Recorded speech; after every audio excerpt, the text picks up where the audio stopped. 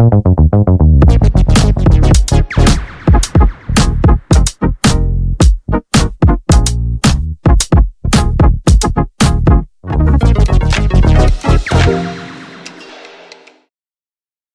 friends, welcome to my Princess Diana channel. Before moving on to the video, if you are not subscribed to my channel, do not forget to subscribe and turn on notifications, so let's move on to the video. Oh, how they all do smell. Meghan threatened the courtiers to apologize as a royal, or else she would have made a royal to apologize herself. This ultimatum is a satire of centuries. All those years I lived through, I did come across one real bizarre shocking accident. A person is offended and inflicted harm on others, and at the same time considers herself a victim, and requires an apology and thus requires to forgive himself. Do you consider this nonsense? Yes, for Her Royal Loving Highness, the noble Meghan from America. Even more amazing is the fact that Meghan said yesterday that I would never forgive the royal family for my entire life, not a single apology they have ever received from them, myself or Harry, at the level of no family has ever given her a reason to do so. This is paradoxical, right? Now, spend some time in this matter, which was for the first time a hearing of which I spent 5 hours to find from a lot of dailies in order to understand the incident, in order to know what to accuse anyone, at least humanly. This is a summary of the story. Harry is in bad relationships with Meghan now. Would like to come to the UK and make peace with the royal part of the family, and especially with Prince William and the Princess of Wales, and Meghan is totally against it everything, and it seems that Michelle is not just as opposed to her spouse's family. This is not acceptable behavior, not at all, and I have a feeling that sooner or later she is going to get into trouble because of her behavior.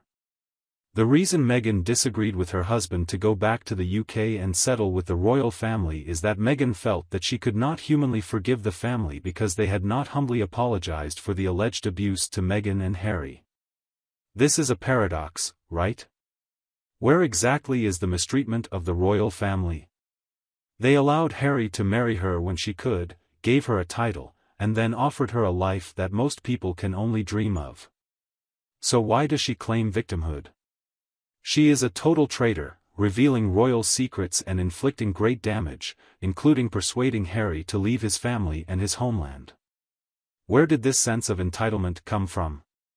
Imagine a hypothetical situation with me. How would you humanly treat a family member if they were, under the influence of their wife, deliberately and knowingly behaving to the detriment of the family's interests, and consequently of all the house in chaos? Would you forgive your family member for the harm done to you? Or would you start excluding them from the family? Share your thoughts, questions, comments in the comments section below. But let's get back to Harry, a British prince, an armed forces veteran. And it really isn't okay what Harry does.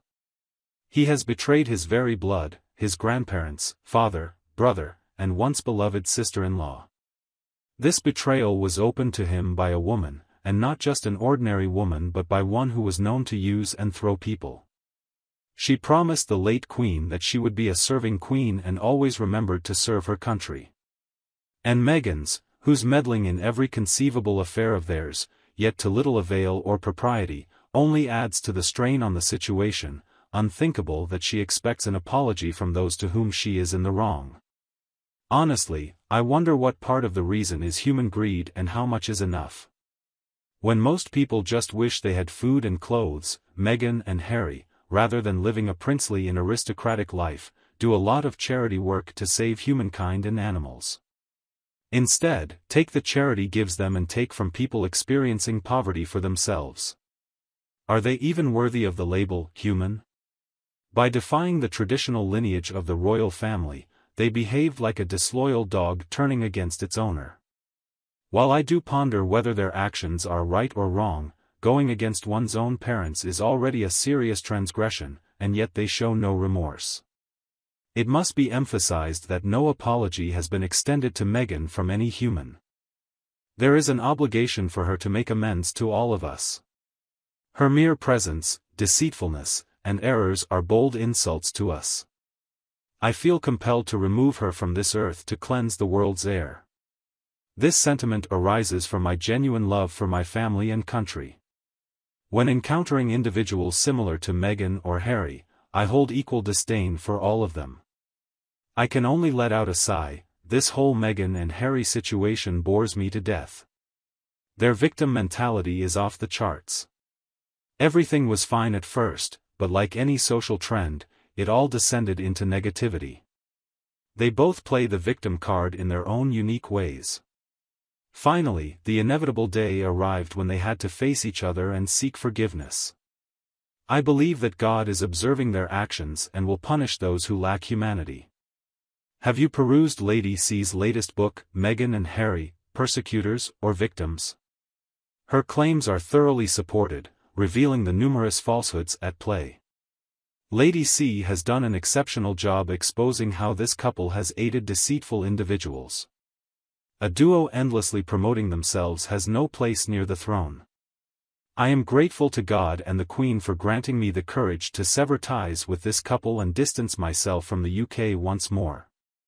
Meghan seems to feel that it is the royal family's obligation to seek her and her family's forgiveness.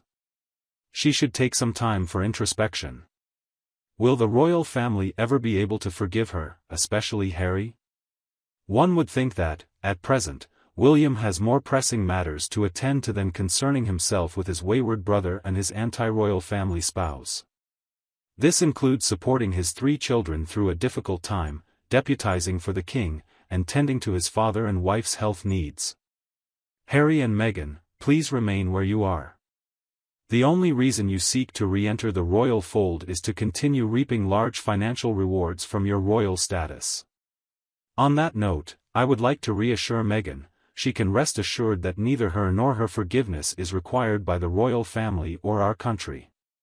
Please stay away and relinquish your titles. It is common knowledge that you have disdain for people like us. However, it is unlikely that you will comply, considering how profitable this arrangement is for you. Harry will undoubtedly regret the day he ever became associated with you, a realization that will come sooner than expected, once his usefulness expires, and you discard him. The royal family treated her unfairly.